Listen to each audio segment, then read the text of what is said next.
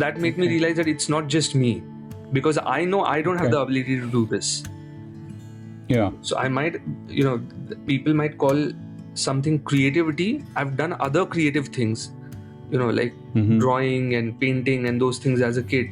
And I know that that involves creativity, but this is something more than that. This is not the same space of my mind that I'm redeeming, using when I'm writing these songs. And some of those songs particularly made me realize that, human creativity is there. And when I'm refining a song, when I'm kind of restructuring the song, and when I'm taking conscious decisions, I am making creative decisions. When I'm choosing, which word do I want to use, I'm being creative there as well. But I'm using my conscious mind and seeing, this sounds good. I like the ring of this word. Welcome to the Embracing Mystery podcast. Join us as we explore together ways that we can embrace creative and spiritual mystery in our lives and simultaneously find ourselves embraced in the mystery of compassionate, creative interconnection, held by what might be called the divine or source or consciousness or even mystery itself. In the process, we seek to become more fully ourselves, find our home and places of belonging, and grow as creative, spiritual, and relational beings.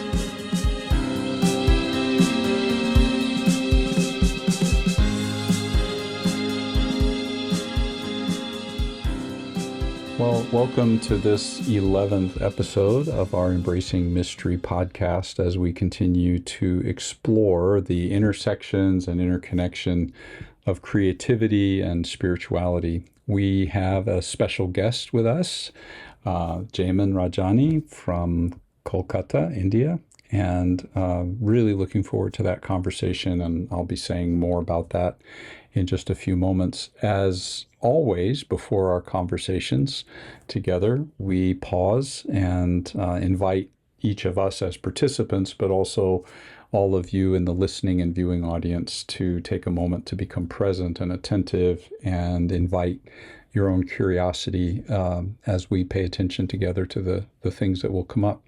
So I'm just going to give us a moment of silence and invite each of us to be attentive to our bodies, whatever may be happening with them right now, where we're sitting and how that feels, how our feet are on the floor or perhaps on a cushion. What's happening with our breathing, our emotions. Perhaps some are finishing the day and need to let go of events and stress. Perhaps some are beginning the day and imagining coming stresses or things they're grateful and joyful about. Just be aware of those and then bring ourselves to a place of attentiveness, curiosity, desire to receive and to give.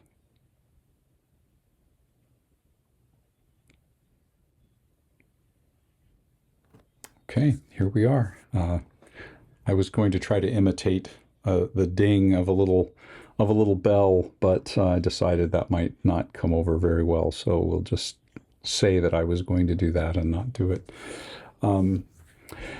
Jaimin, welcome to this time together with myself and Naz and Stephen, and really, really privileged to have you here. Just for the benefit of our audience, I just wanted to say that I've had the privilege of meeting Jaimin actually indirectly, initially through Naz, who had introduced me to, not personally, but introduced me to knowing about another Indian artist named Susmit Bose, and who is pretty well known for kind of integrating American folk music with a lot of themes, protest themes and social themes in the Indian subcontinent.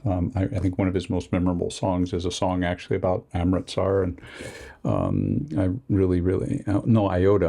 and that whole area But anyway, through him, I got to know Jaimin and another number of other connections that may come up as we have our conversation, and we've shared music together. Jaimin has participated in some of the monthly art shares that we do, Asia art shares, through the Table Collective, and anybody listening who might want to know more about that can find out on our website at tablecollective.art.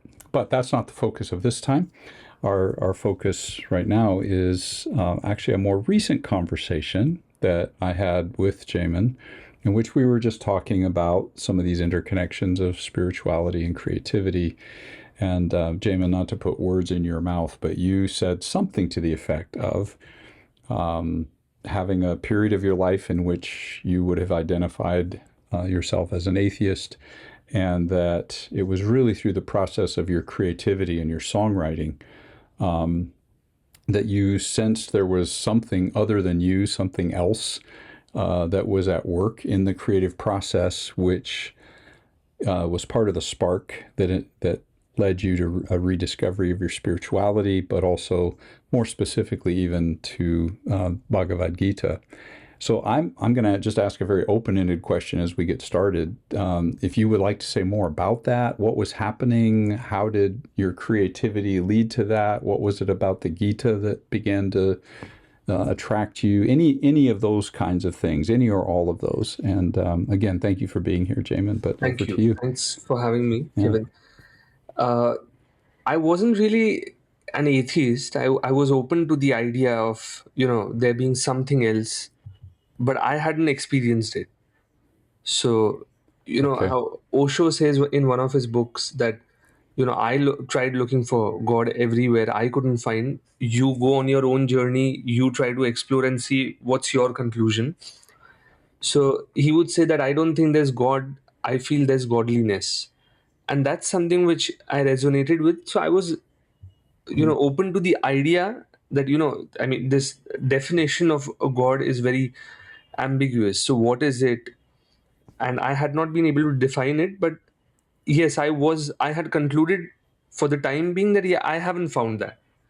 So, but I'm open to the idea. If I have an if Got I it. have an Yeah. experience which compels me to believe that there's something higher than us, and that we are a part of that bigger whole, then I'm open to it.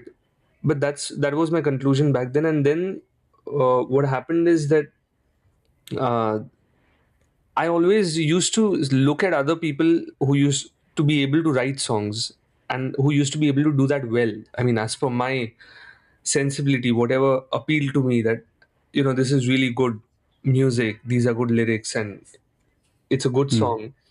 I always had this very strong feeling that I wish I could do this. But I knew that I cannot because I don't know how to play an instrument. And I might be able Okay. to come up with a melody, but in order to bring it to life, I cannot ask some musician that, just because you can play the instrument, I'm going to hum the melody, because I realize that that's nothing, it's not something which is going to excite them to, take up somebody's musical idea or just a fragment of it and then turn it into a song or expand it.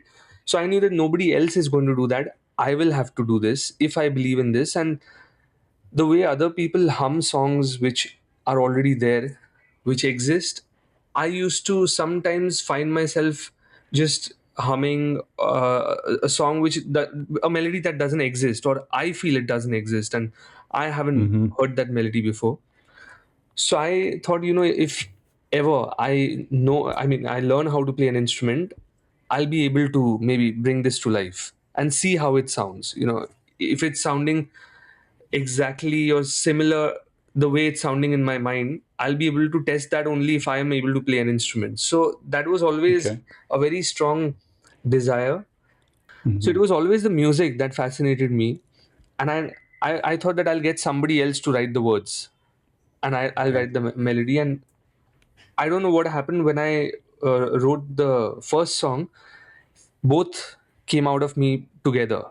It just, I can't say that one came before the other. So the Okay. music came out because the words were coming out along with it simultaneously, parallelly. So when I had that song with me, I didn't think, I didn't really realize that, okay, this is something I've got, and I didn't think about it. I think I got on to doing whatever I had to do. After many days, I shared it with a friend, and just uh, two of my friends, and they got back saying, which song is this? Because you've made a lot of progress on the guitar. But for them, they thought that I'm just sharing to show my progress on the guitar. Right. So they said, yeah, So did they not realize it that you had written it when they said, "What song is this?" they Were didn't they know. thinking that you were covering somebody else's song? Yes, Yeah. yes. Yeah. So they asked me, what song is this? It's and they commented on the song that they loved the song, and they asked me whose song is it, and I wasn't confident. I didn't want to tell them that Okay. I've written the song, so I lied to them. Oh, no. Even though they said they liked it, you Yes, still were okay. yes. All right. And this was on the phone, so I don't know why, but Yeah. I just made up, like it's an outtake from, or it's an unreleased, so that if they Google it, they don't even Yeah. find it. Yeah. Yeah. Yeah. So and that's what I said. And then I think after that, later in the evening, I sent a message to one of them saying, I wrote that song. And then I got a call back saying that they didn't believe me. And so I said, okay, why are they reacting like this? Is it that good? So, and I asked them, so he said, yes, of course. And how did you write the song? I think you were just trying to pick up the guitar. You were struggling with just your learning your first two chords a few days ago. So how can you write songs? And all of that happened, and I realized that, okay, that was. And then it was not just that. They would tell me that they've been listening to that song the way they listen to other people's songs. Okay. So Mm-hmm. they had the Yeah. recording of that, and then they one of them even knew how to play the guitar, and he started to learn that song, realizing that it's a very simple song with just three chords. So that kind of was my first encouragement that, okay, this is a song that I have written, and somebody else, even though these are just people who know me, two friends of mine, but I had never received this kind of feedback, because I had not Sure. received any feedback. So I didn't have a reference point Well, for any critical feedback. right. So I mean, I couldn't even tell that, okay, my friends are going to say everything I write is good, right? So because there's no Right. reference point to Right. compare with. So that was quite a push for me, that you know but I didn't think of writing another song. I thought, okay, this is it, this is what I wanted, and I've reached. I have a song that somebody else is Okay. listening to, and somebody else is learning and is playing in my absence somewhere. So but even now I had not thought of that, okay, maybe it's not just me, something else is there to this. I thought, it's my song. I wrote the song, and then Mm-hmm. eventually Mm-hmm. moving forward, I wrote another song. That's the second song I wrote, and they loved that as well. And I think the first song that I wrote was a very short song. It was a just like, as if it sounds like it's half the song. So I wrote the second half of the song, and they said this is bad. So that's when they gave me Okay. some critical feedback that this is not good. Don't. Yeah. This second half is not as good as the first one because it feels contrived. You're trying to force yourself. And then I realized, Okay. okay, yeah, you know what? It's a short song. Maybe I'll keep it that. I'll get rid of the second half. Yeah. So now I was kind of realizing that, okay, I can rely on these people for feedback. They are not going to lie to me. Right. So It'll be honest. Yeah. yes, and whatever I would write, I would run it through them. And it was mainly, there was one particular song which I wrote, Varanasi, which uh, which was after my it's about my Varanasi visit.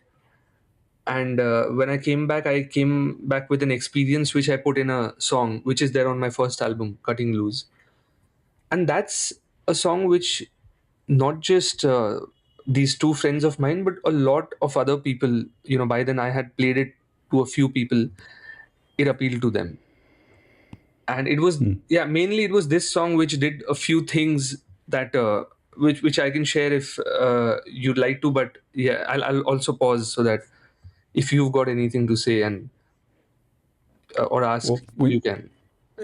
I think what I'd like to do is I do want to zero in on this the comment you had made to me a while back that it was in this process of creativity, and you're describing the emergence of your creative process here with the first couple of songs, that you began to sense there was something else happening outside of yourself and the kind of rediscovery of your spirituality. Could you actually I'll more directly talk about that? Yeah. So basically, I mean, moving forward, when I started to realize that there were on some songs, I realized that it's something which I don't know how to play the guitar that well, but I don't know what happens when I pick it up and when I'm in the process of writing some of those songs, that, like my hands kind of move in places that consciously they won't. Today if I pick up the guitar, or sometimes, I'll come up with words that I've never used in my life ever, but I'm using it and they're falling in place perfectly.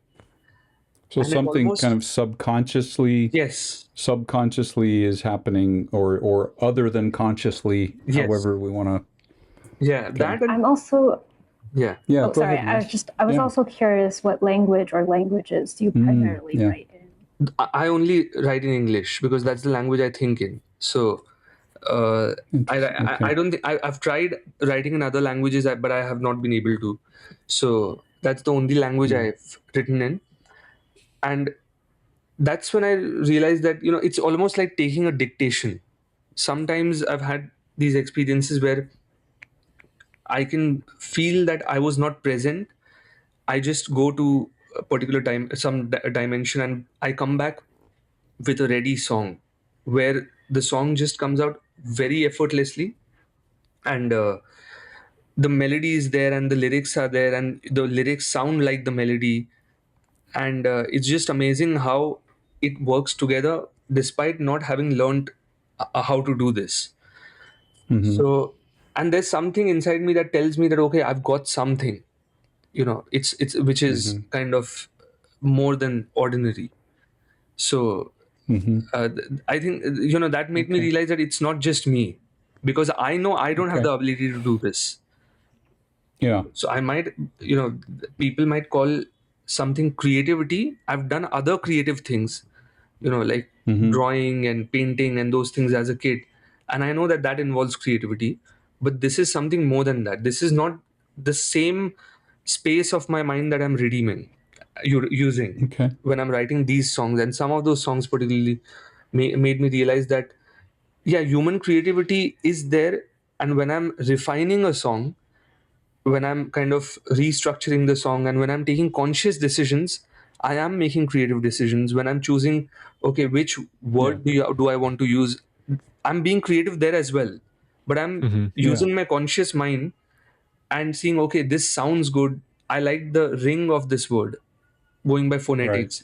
But when I saw that there's something more to it in the process of writing the song, which I feel like while I'm doing that, it's just not that I'm entirely present and nothing can disturb me. No matter where I am, I'm able to do that. How noisy it is. If I'm driving, it can happen anywhere. So I have to kind of pull aside, and then, take a little voice recording so that I don't forget the melody. And then I expand that. And I'm sure every songwriter has experienced this. But when a song is ready, like you've just taken it from the ether, so then you don't even feel like taking the credit that you didn't do much work.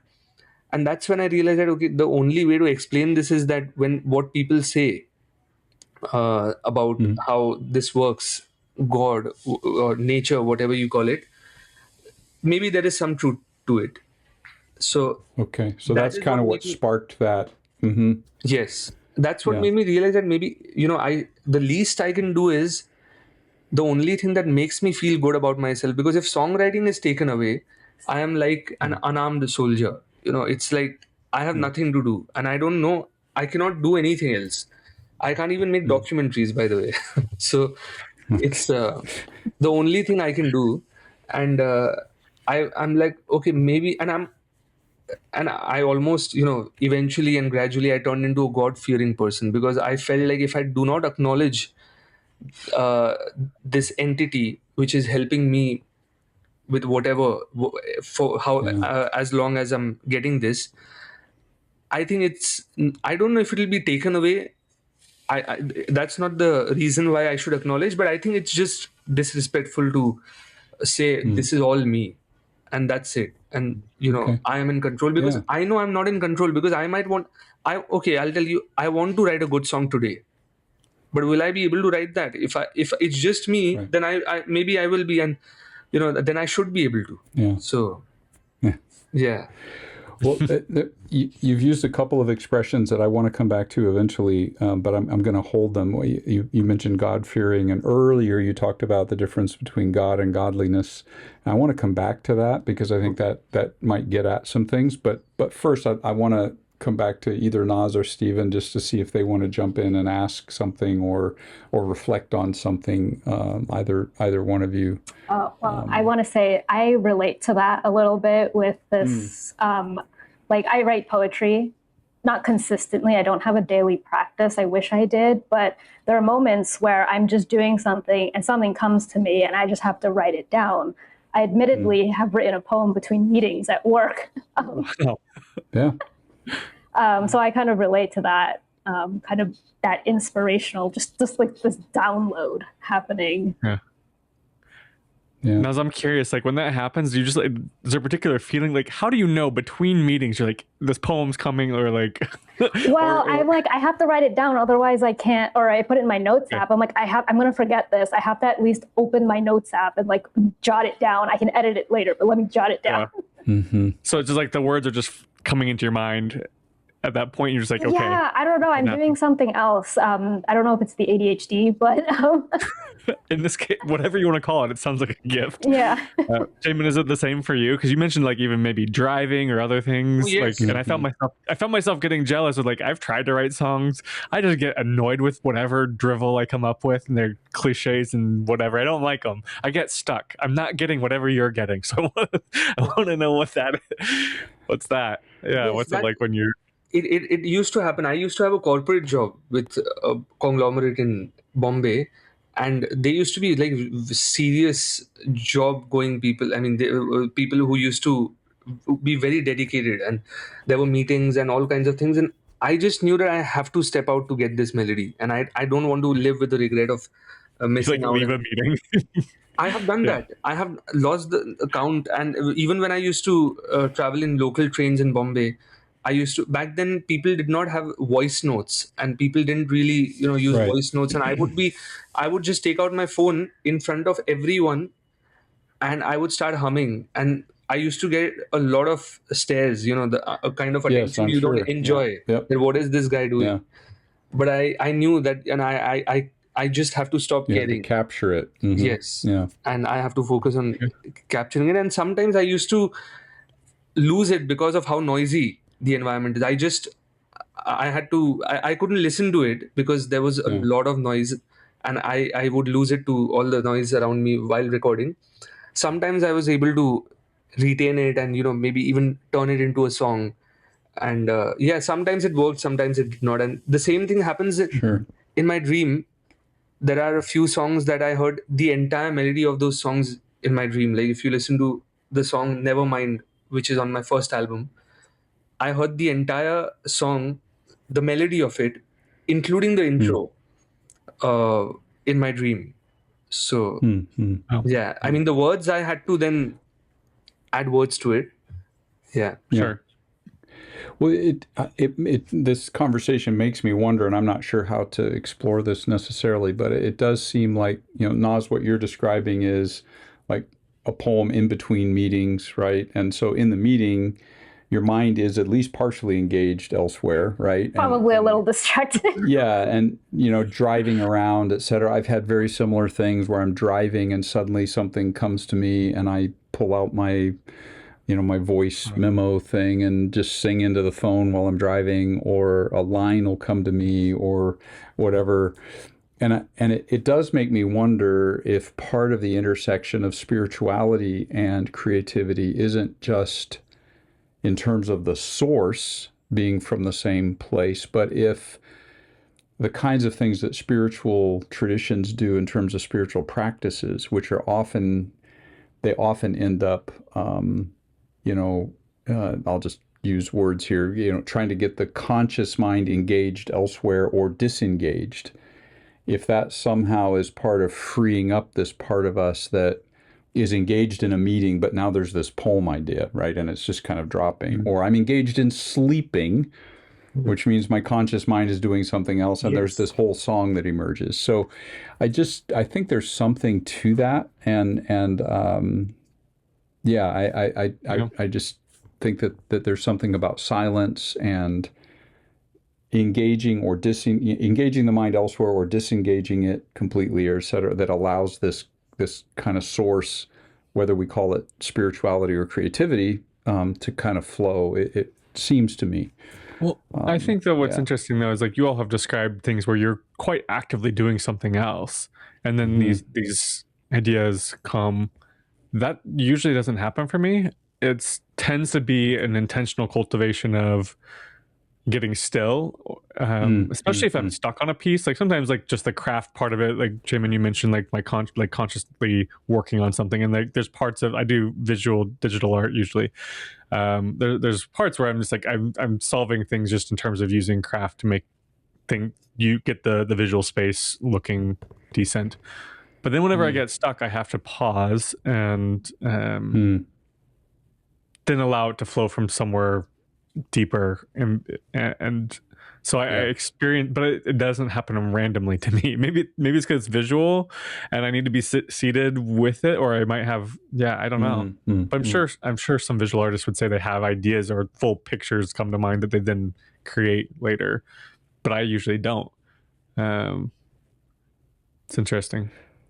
Well, and Jaimin, you also referred to, and I think I saw us all kind of shaking our heads in a positive sense. You were talking about on the one hand, there's these experiences you've had of like, this just seems to be like I'm taking dictation, like it's just here. But you're also describing a very conscious, kind of like what Stephen was just touching on, this conscious crafting and well, I like the sound of this word, the kind of phonetic sense of this word, and what can I do here, etc. So and that's certainly my experience of the creative process, is that there's both, even in the same piece. Even if I feel like, oh, this is pretty much like here, there's still that crafting and chiseling and that kind of stuff. Yes. I don't think I have a question in that. I'm just making the observation that I heard you sharing that. Yeah. No, absolutely. But I'll also tell you how little my contribution to it is. It's maybe 5%. Because everything, it's almost ready. The only thing I'm doing is that, okay, I think it's too long if I don't add an interlude, let's say. Adding an interlude will make it kind of not sound monotonous. These are the kind of production related decisions I'm taking, or restructuring it. But I'm not making major changes to a song which is already kind of there as it is. So the fact that I'm getting 95% of the song, which is just there like a dictation, makes me wonder that, like I said, that there's something to it. And when I had started writing songs, it was like a revelation that, okay, I have the ability to write songs that's appealing to other people. So everything used to motivate me. Everything, every idea, every short melodic idea I would get in my head, I used to find it exciting. I wanted to materialize all of it.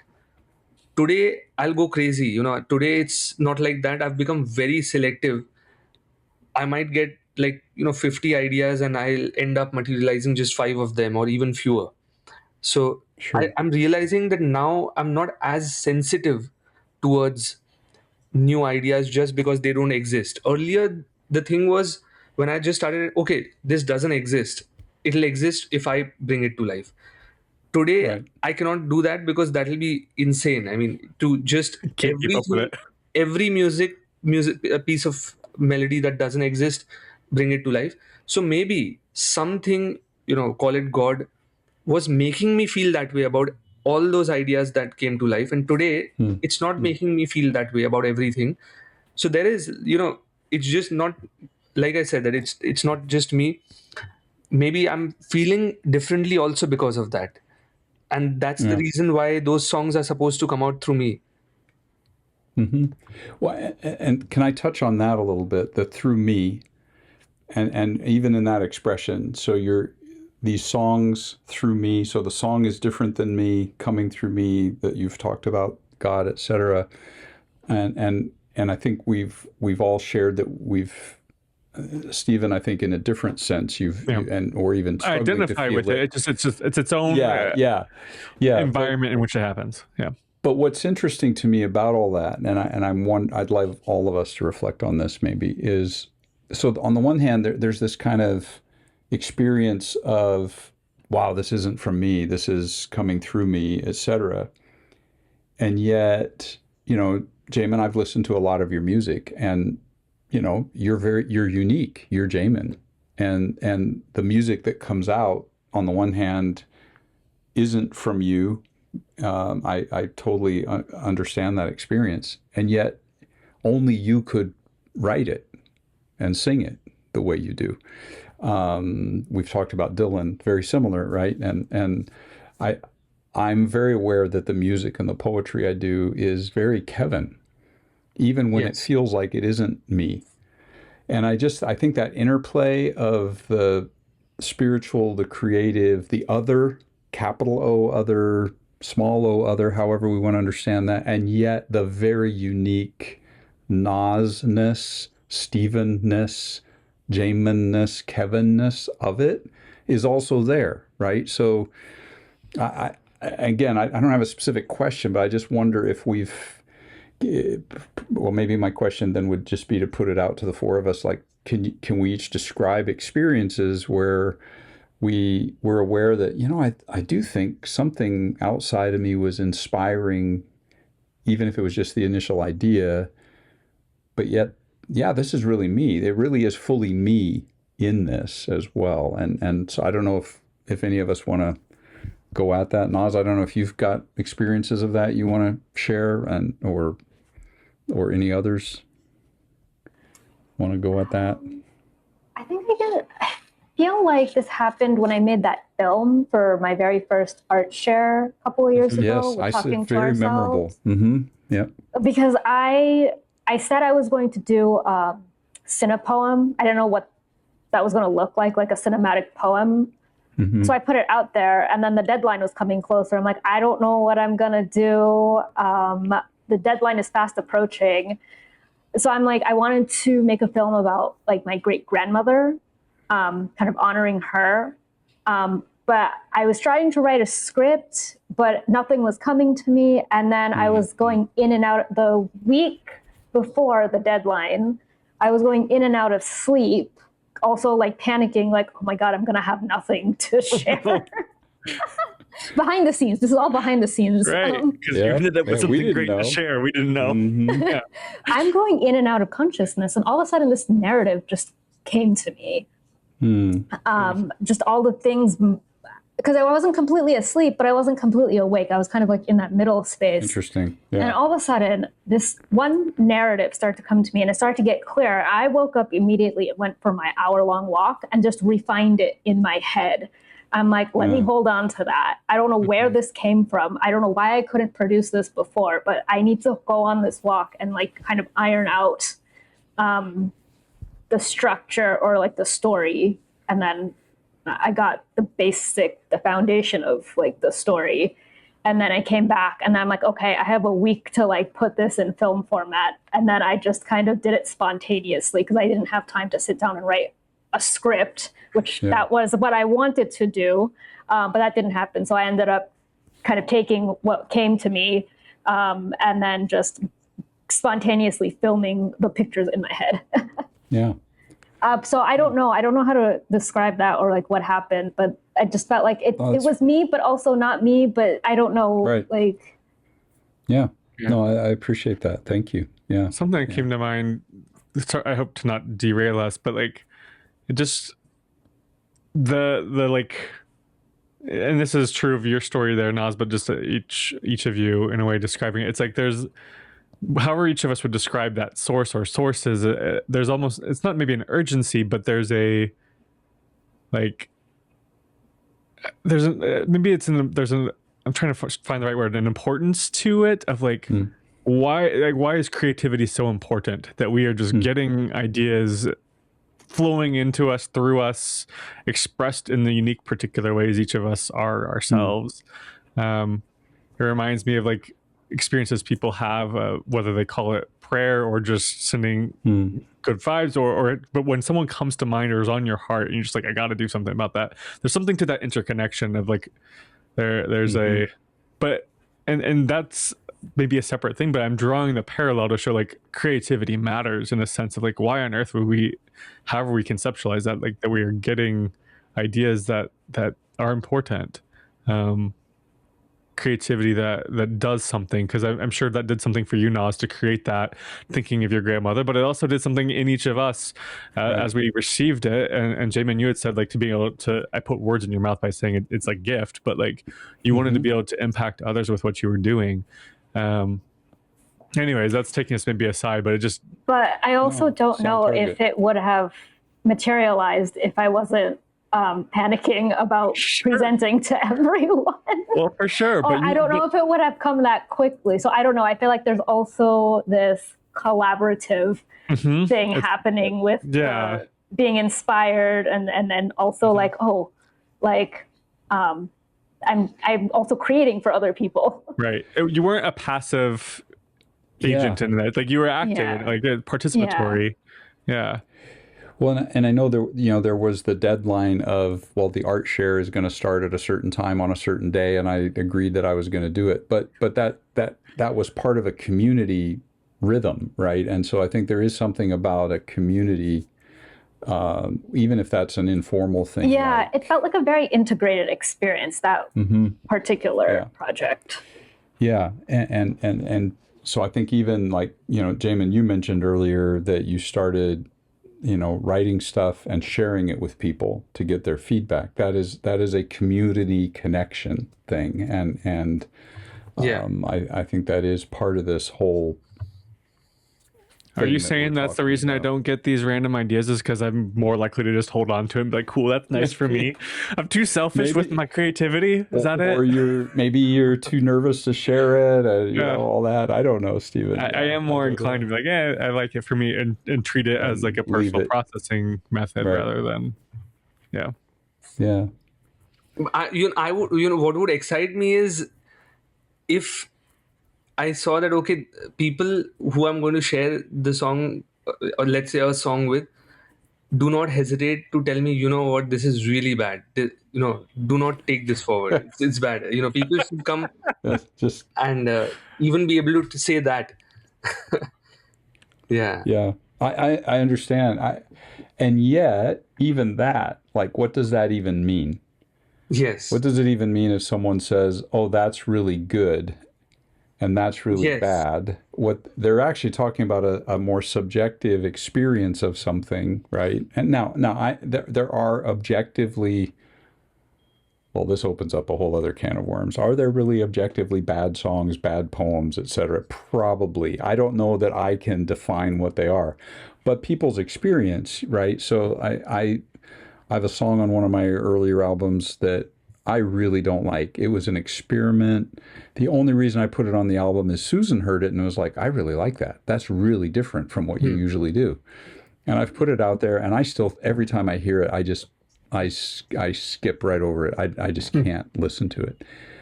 I've noticed that somebody out there is listening to it almost every day. In the streaming reports I get, somebody's listening to that one. I'm like, who is the crazy person that is actually like on purpose going and listening to that thing? So anyway, it's I guess doing something for somebody. Yeah. Well, and I wonder if it has to do with like, I don't know how much if there's particular parts of the Gita, Jaimin, that you resonate with most, but I just think about the idea of working without working, of like just doing the craft, putting it out there, not worrying about how it's received too much, just doing what you're meant to do. Yes. That's one thing which I have to work towards, to not at all be concerned about the results and not getting discouraged, because what happens is that it's there, that's how it's supposed to be, I know what's right.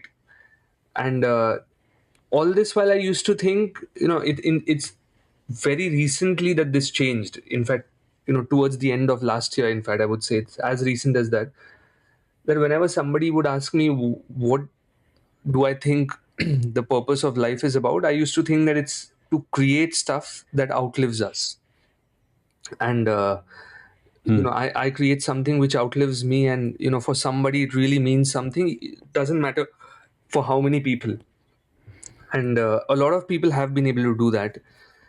And Dylan is one, of course. I mean, he doesn't have to. He's not going anywhere even after his death. We'll be holding on to his work. George Harrison, the Beatles, all of them, and there are many such people, artists, all kinds of artists have been able to do that. But as per what's written in the Gita, if you think of yourself and your creations as that you want them to outlive you, that means you are bringing in ego.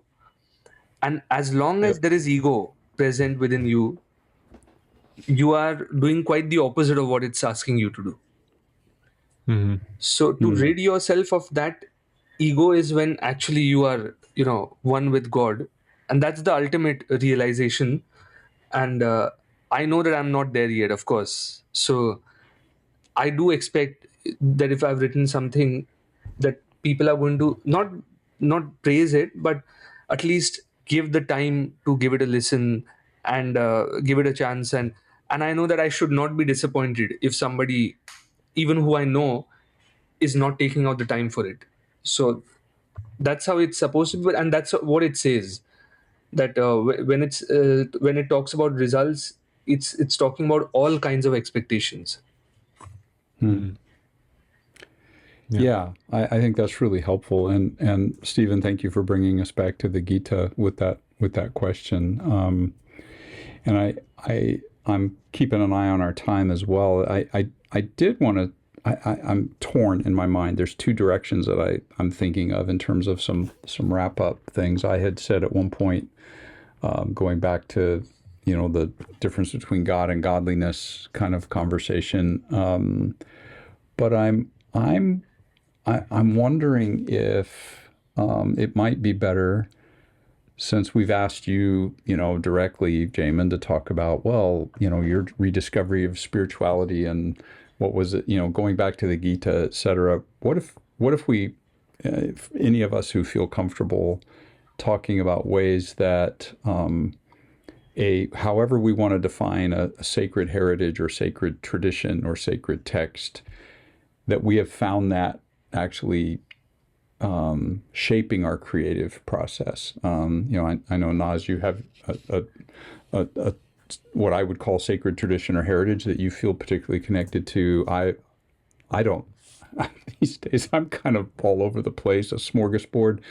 But I would just say, recently for me, because of a podcast I'm doing, I've been focusing a lot on the first verses of something in the New Testament called the Gospel of John, and there's this reference to being a witness to the light, and it really hit me that the creative process and artists are also witnesses to the light. John says that the light enlightens everybody coming into the world. It's the light of all humanity, but certain people seem to bear witness to it because not everybody pays attention.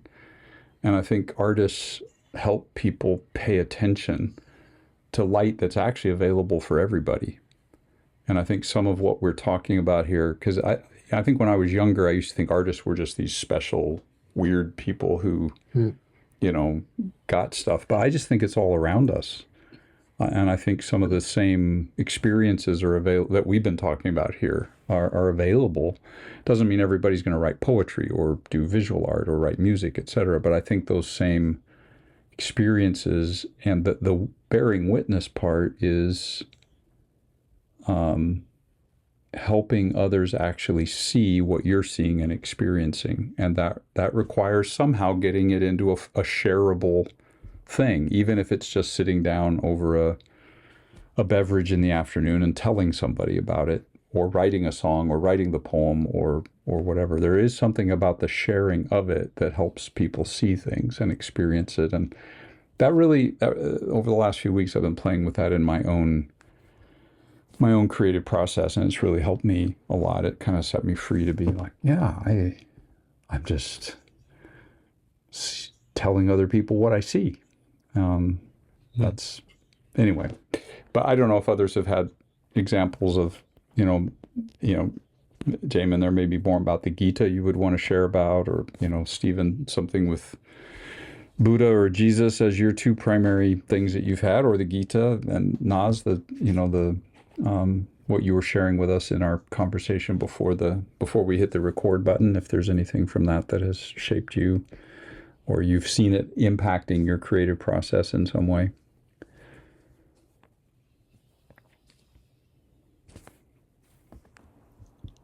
I think I draw inspiration from a lot of different places. I think before we started recording, we talked about the Baul tradition, which I really identify with, because there's a lot of, at least in the path that I really like, the path of Lalon, there's this fluidity and syncretic nature of it. Because I don't really look to religious text. I don't look to scripture. I come from like an anthropological background. So I'm interested in the lived traditions, the transformational, or the changes that come with like traditions that happen over time. And then I'm really interested in different interpretations that come from maybe these sources or these texts more than the texts themselves. So the part of Bengal where my family is from had different types of Hinduism. They had Tantric Buddhism, and that mixed with Islam when that came. So I like to look at the poetry. I like to look at the music. I like to look at the artwork and kind of look at the intersections. And I think that's where I find myself. And I think that's where I draw inspiration from, because there is that fluidity. It reminds me that, human beings it's okay to kind of be in that space for exploration, self-exploration, different parts of you and things like that. So it's those syncretic traditions, those places of intersection within spirituality that really keep me inspired. And I think renewed, and reminds me of the complexity of human experience that I want reflected in my work. How does that show up in your work or your process? I'm curious. It depends on the day. So it's not like, I don't know. I feel like different things, It's a hard question, but and that all resonates with who I know you to be and makes perfect sense. Right. I'm just really curious, what does that do? Like when you get down to in terms of, I've seen it in terms of some of the sources and way you draw things and the way you attend to stories and contexts anthropologically. I've seen that in ways you even explain pieces, even bigger pieces you're working on. Yeah, I think it's all about the questions, right? And what am I trying to portray? What's my agenda, right? I think that's what I ask myself. What do I want other people to notice? I don't want to present myself as just this one-dimensional human being with this one-dimensional experience, because I think that takes away from the growth that we have, right? Our experiences and growth. So especially I like to listen to that. I don't have time these days, but for Baul songs, there's so many different genres and subgenres, but then within the Lalon tradition, there's a lot of critique. There's a lot of gender critique. So it kind of reminds me of that, and kind of relating that to what is happening in my life, and making connections between experience of people from the 17th century and now, and kind of seeing where the similarities are, and then also drawing inspiration or strength from those sources. I don't know if that makes sense. Yeah, that does. Thank you. I can go next, and that way Jaimin can take some. more space he after can that. take us out. Yeah. Yeah. I was actually thinking in terms of, I primarily draw from contemplative Christianity and Buddhism, but in this case, I was actually thinking about the Gita, maybe because we're doing that section in our cohort for Ancient Wells right now. And I was thinking about that and internal family systems, and thinking about the idea of being you translated it as self, but this idea of our self being living in increasing awareness of that union. It probably depends on the translation, what language it's going to use to try to capture this capital A, lower A Atman. But in IFS, it's in terms of integrating the parts of yourself in this deeper self, capital S, which is a way of providing space from many mystical traditions of a deeper grounding in our work. I think for me right now that's how I understand that creative space for me, is I guess I could use the language of union, of just getting into a deeper grounded state of being, where I guess I'd use the language of not being two, not being one. Like there's still some Stephen happening, and my Buddhism would say, but what is that? But what is that? Is that really that's just a concept you're putting on yourself, on the aggregates. But anyways, I do think in my most recent work, it often is from this kind of place. You use the image in that course of being like a large body of water, and other things are just surface, and getting into that kind of deeper water, seeing what emerges out of there, and sometimes surprising things, both creatively and just other kinds of insights. And so I think that same space functions both ways for me. Thank you, Stephen. Jaimin, anything?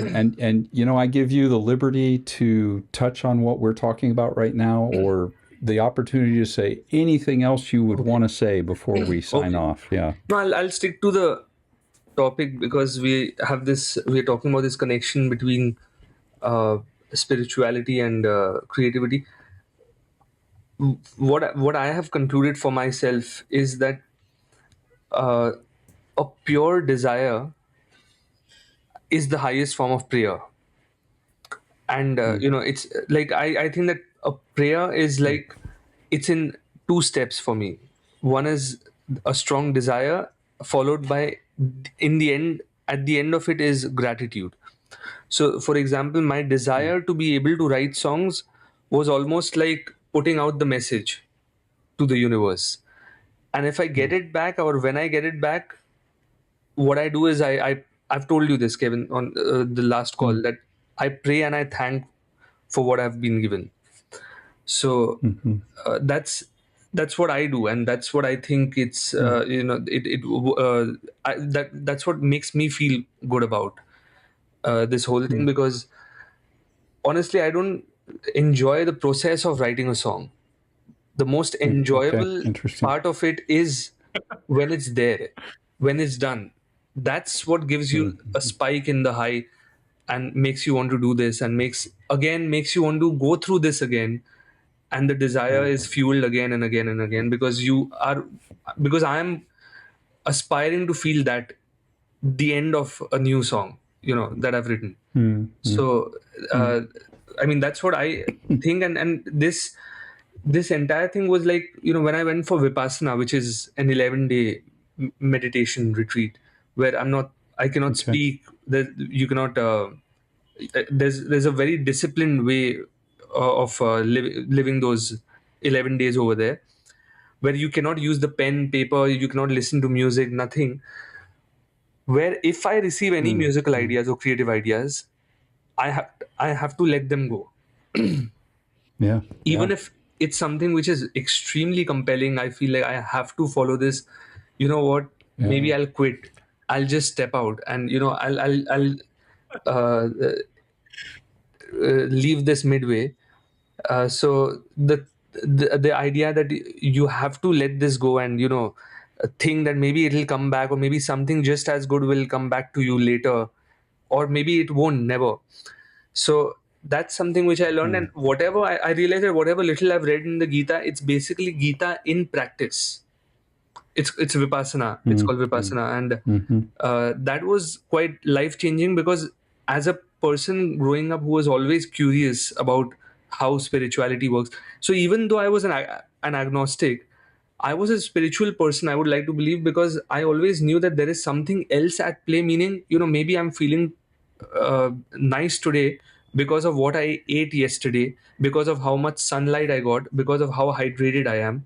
So it's all of that which are very dynamic variables, which are also not entirely in my control. So I knew that there are a lot of things that make us feel different every day. And Vipassana was just that experience which told me, what you used to think is actually right. So yeah, that's interesting. that's all. I mean, that's what I have added to whatever I used to believe in. Well, I think what I'll do is segue from that. You talked about desire and then gratitude, and so we, not to be too cheesy here, but we entered this with the desire to have the conversation and to have you here, and you're here, and I'm actually really grateful as I look back on this and the contributions that you've made for this. Jaimin, thank you again for your time, and Naz and Stephen as well. The things you've thrown onto the table and added and shared from yourselves. Really, really grateful, actually, sincerely. But Jaimin, you sort of gave me the formula for that here as we conclude. So I'm grateful to everybody who's listening and watching, just grateful for this time and looking forward to what will come next. For those of you who are listening, watching, etc., please do subscribe. Drop us some questions or comments. Talk about your own experiences of spirituality and creativity, if you would. That would be really, really encouraging to us. Drop us some questions if you want, things that you might want us to talk about in future episodes as well. And Jaimin, just really quickly, how can people find your work? We'll put it into, we can share this as well in written form, but just where do they find you if they want to hear some of what you've done? Music.jaimin.in. If you... Music? Yeah. Yeah. Say it again. Music.jaimin.in. .in. That's the website. I-N as in India. Yes. Or as in inner. Yes. Right. That will be in the show notes as well. Great. We'll put that in the notes. All right. Thank you so much, everyone. Thank you. Thanks, Kevin. Yep. And so because Jaimin's actually calling in here from India, have a great day. For the rest of us, have wonderful rest of your evenings. And to our audience, wherever you are, have a wonderful rest of whatever is happening in your life right now. All right. Thanks, everyone.